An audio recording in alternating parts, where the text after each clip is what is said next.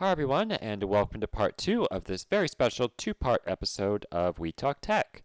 If you haven't seen part one yet, where we discuss how to use smart home technology to enhance your safety around your home, please see the link in the description.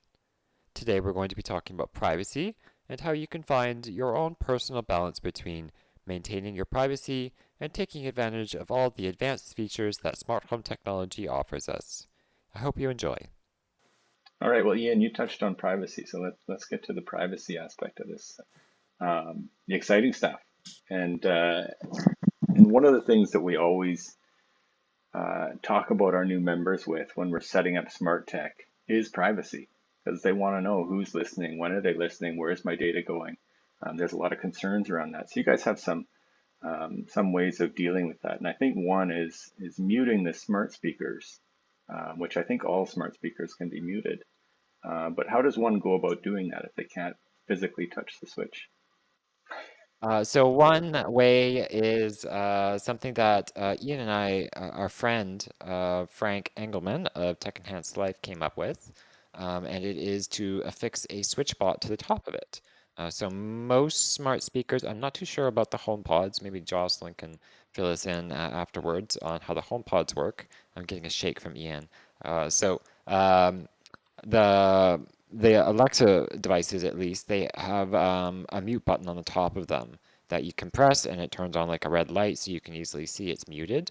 And so what Frank did was he attached a switch bot to the top of it, and then whenever he triggered the switch bot, it mutes the device. And then I printed a 3D printed a small little wedge, which made the switch bot fit at just a little bit of a better angle, so it could get a better push on the button, and it works quite well.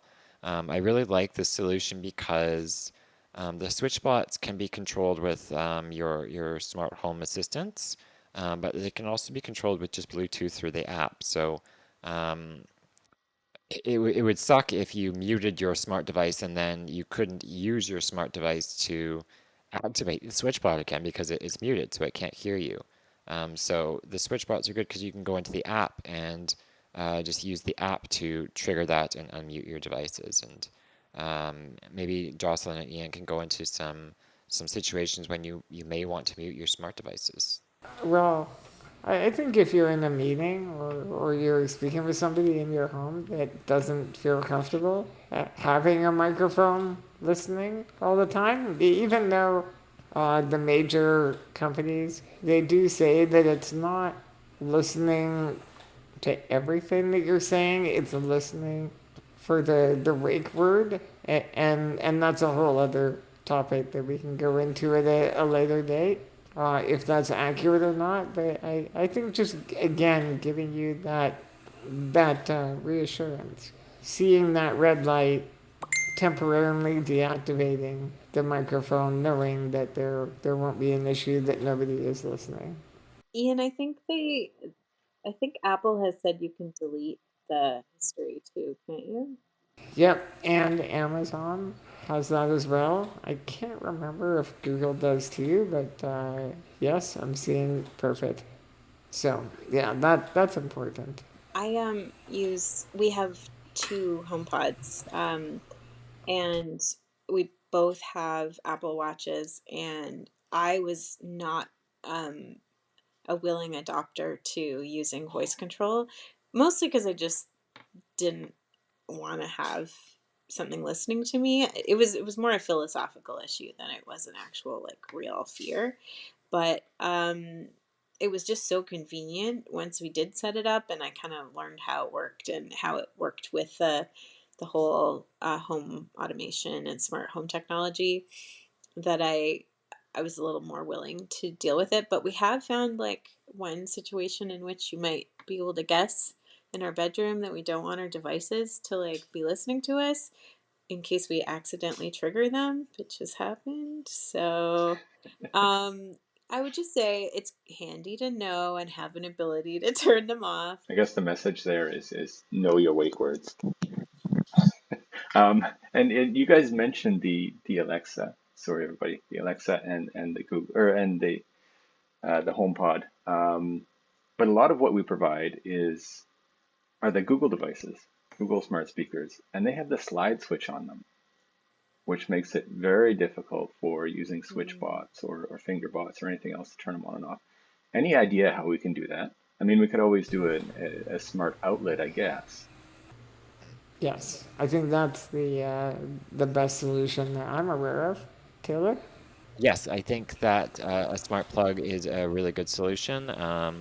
What I can imagine doing is having a smart plug in your smart assistant speaker in a location where you're having, confidential discussions or confidential activities, such as the bedroom or, your office, and then another smart speaker in a different room that's not in a smart plug, so like in your kitchen, I guess, and then all you would need to do is go out to your kitchen and say, turn on the smart plug for your office smart assistant, and then that's going to kick that back to life, and you just have to wait a few seconds. All right, let's move on to passwords. So I know we all have thousands of passwords, and you guys wanted to touch on why we should regularly change them, and do we change them for all devices?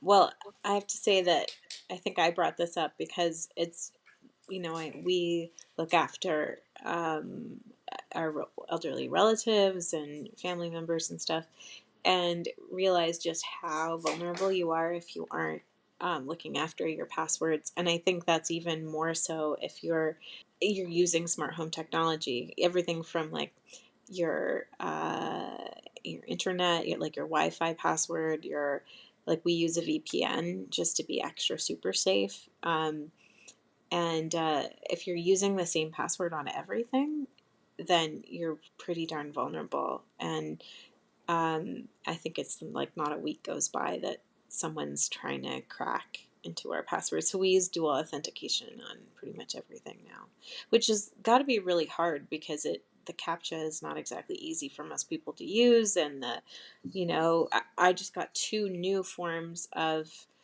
dual authentication from Google this morning that I'd never seen before. Oops, that I'd never seen before, and so it's always changing. And so I imagine that's pretty hard, but it's worth it because the amount of power someone could get access to if your passwords were um, violated. So, And you're absolutely right. It can be a challenge sometimes to enter those codes in a timely manner. So for those of you who aren't familiar, two-factor authentication basically means you need to kind of enter two things when you log in. You need to enter your password, and then you need to enter a time-sensitive code on another app or maybe a text message.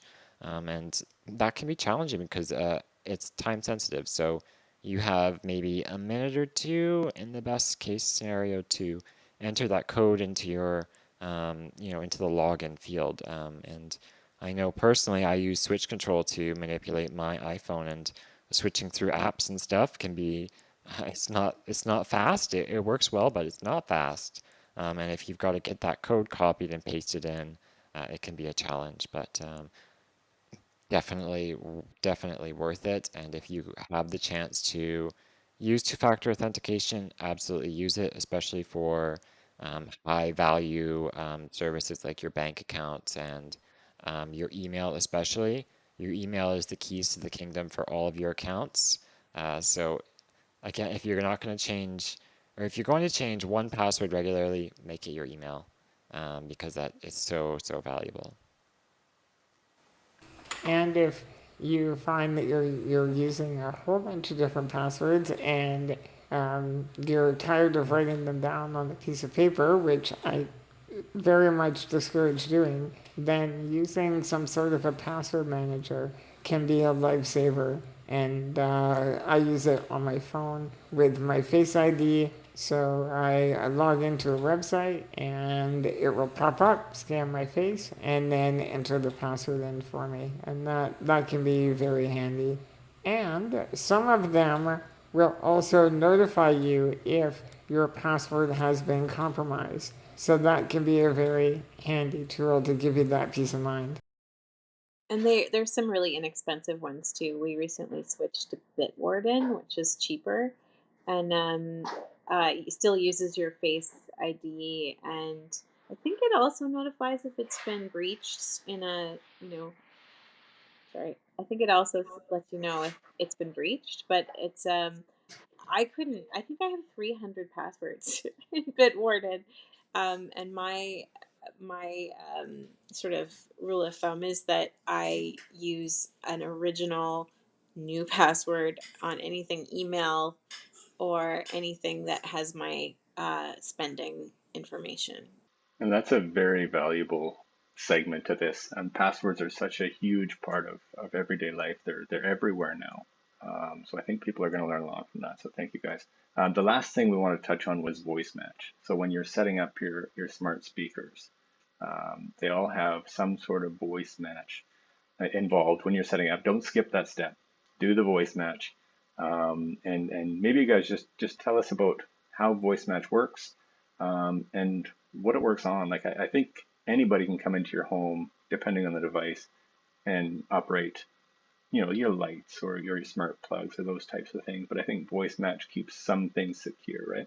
Yeah, I think that's accurate. It's obviously not the most secure thing ever, because somebody could, try and modulate their voice to mimic you, which happens around this house sometimes, and I don't appreciate it. But yeah, so generally it will try and basically just match what you sound like and then try and personalize what it's doing for you. So this is great in a multi-person home, whether you're living with a spouse or family or your own roommates.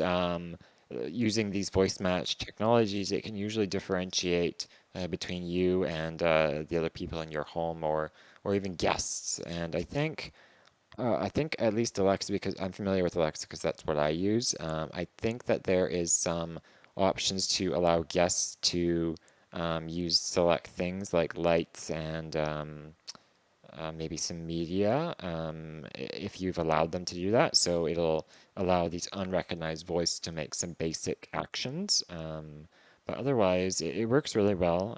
I know, um, as you mentioned, Wayne, all of the voice assistants have some form of voice match in them. I know when Ian visited me, I learned that Siri does as well. I don't know why I thought that it didn't, but it absolutely does. My voice is not able to activate Ian's iPhone, which is it's good to know, so I can't, break into his stuff. But I'll have to take another route. Yeah, I really appreciate that. Thank you, Apple. And it's great that you can set every no, most systems fairly granular to be anybody in the home or just specific people. I do recommend setting it up.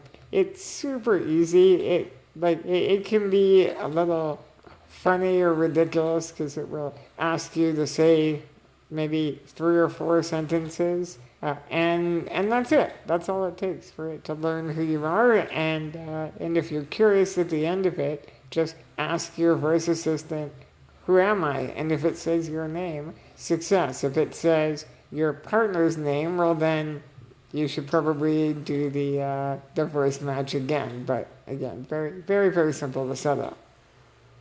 Uh, I've been really impressed though how it works to distinguish us from each other, but we haven't tried it with guests. But I'm curious, if how do you guys deal with visitors in your home having access to things like your lights? If you guys normally control them by voice, do they just use the buttons on the wall, or how does that work?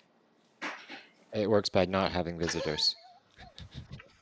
Yeah, I feel honored to be welcomed into your home, Taylor. I have physical switches for everything because there are so many different smart home devices surrounding me, and it's just not fair to expect people to remember everything. So yeah, very obvious giant buttons, and sometimes even put a little sticky note on it that says, "This is how you turn the TV on."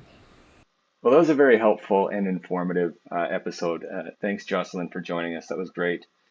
Taylor, as always, great work. And Ian, until next time. And as always, like, subscribe, and if you have any questions, please send us an email.